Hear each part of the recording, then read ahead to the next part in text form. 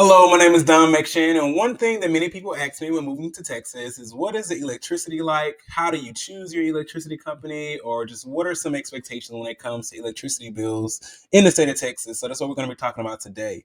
So, first and foremost, unlike many places, Texas does have a deregulated energy sector. So, pretty much that means choosing your electricity company is basically like the 90s when you were trying to pick a cell phone plan. When we're talking about how many SMS messages do you want? Do you want them during the day? Do you want them in the evening time? You want free nights? You want free weekends? Like, what do you want? Do you want to go T-Mobile? Can you hear me now? But that's what we're going to be talking about today. And one resource that you do have access to is the powertochoose.org, which is actually the state organized, supposed to be the, unbiased source as far as like viewing particular energy companies that do service your particular area. But even after you choose those companies, there are going to be multiple different plans and so forth for you to choose from. So it's going to be very important for you to do your diligence. But I tell many people, do as much research as you can, but honestly, it can become a bit overwhelming to where you really just kind of pick your poison of like what's most comfortable for you, whether you would prefer a fixed rate plan or where you pretty much have a consistent utility bill every month, which is the setup that my family and I are currently on, and I appreciate it. Although we used to be on a free after seven plan, which was really great because we had a Tesla at that time. So we were really maximizing the value out of our plan because they do charge you a higher rate during the day. But for us, it worked out because most of the time the house was completely empty during the day.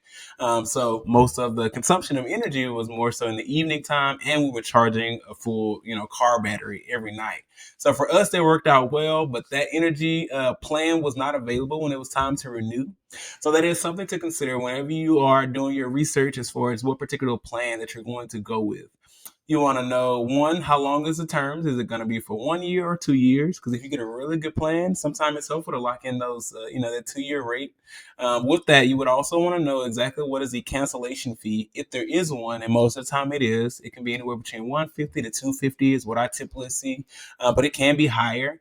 And there are some plans that are also variable rates to where it could just change, entirely throughout the entire course of your plan. So you really want to make sure that you do your diligence and request your fact sheet. So there is a state regulated form that is your fact sheet to try to make it pretty much apples to apples when it comes to comparing different energy companies.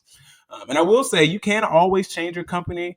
Ideally, to avoid the cancellation fee, you would do it whenever it's time for your renewal. And it's very easy to do because every property in Texas that is sourced to the same, energy grid does have a unique identifier that you can utilize. So it's not necessarily a challenge to necessarily, change. It's not like anybody has to come out and like swap over the electricity from this company to this company. It's really calling in or going online, putting in your address, and they typically have a database where they've already associated your electricity identification number and so forth from there. But as you do it, it's going to be important to consider one, what is your expected usage? Because when you choose your energy plan, it's going to be based on a particular usage. You are probably familiar with all the power grid challenges and the stress and so forth that Texas may have experienced over the past few years, and it's probably only going to get worse.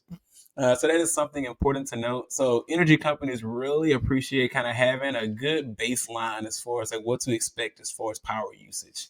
And that's why it's such a big deal when they really want you within a particular range. But all of your pricing is also going to be based on a set kilowatt usage for each month.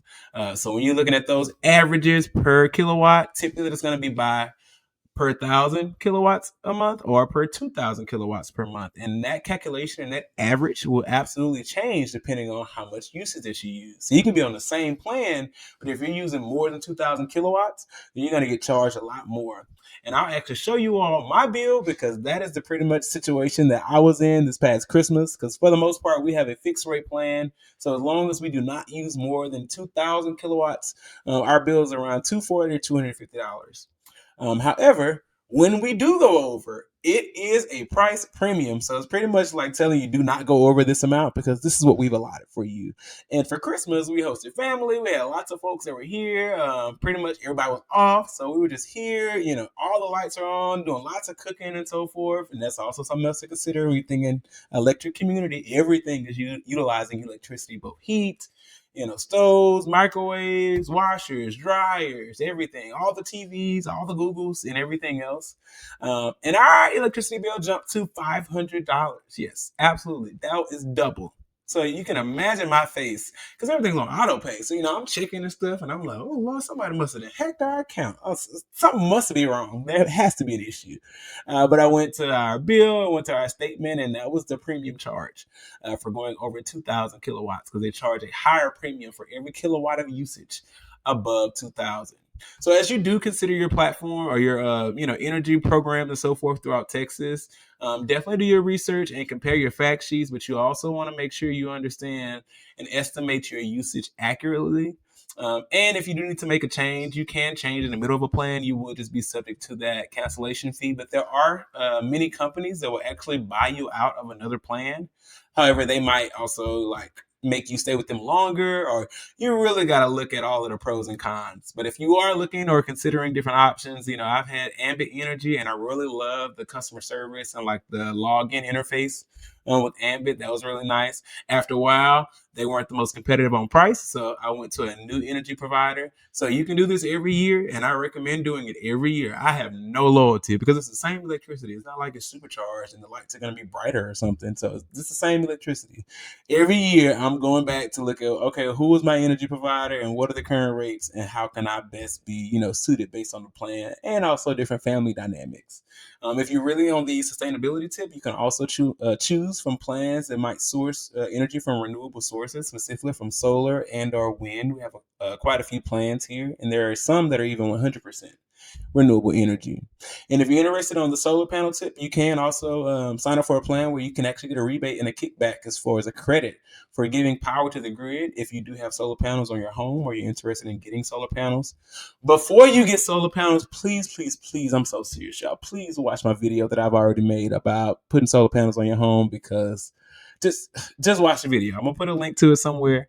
But these are all just some things to consider as you do transition to Texas or plan for a move to Texas as you do choose your electricity. I'm just kind of one example. We're in about a 2,200 square foot home, and our electricity bill is typically around $250. And we do have a 2-story home with a loft. So a lot of our energy inefficiencies do come from the high, tall ceiling because it's very consuming to heat and cool the place when you have such tall ceilings and so forth. So same size home, if we were a single story home, I'm sure would absolutely be less energy and so forth as well. But that's just kind of a baseline as you make those considerations.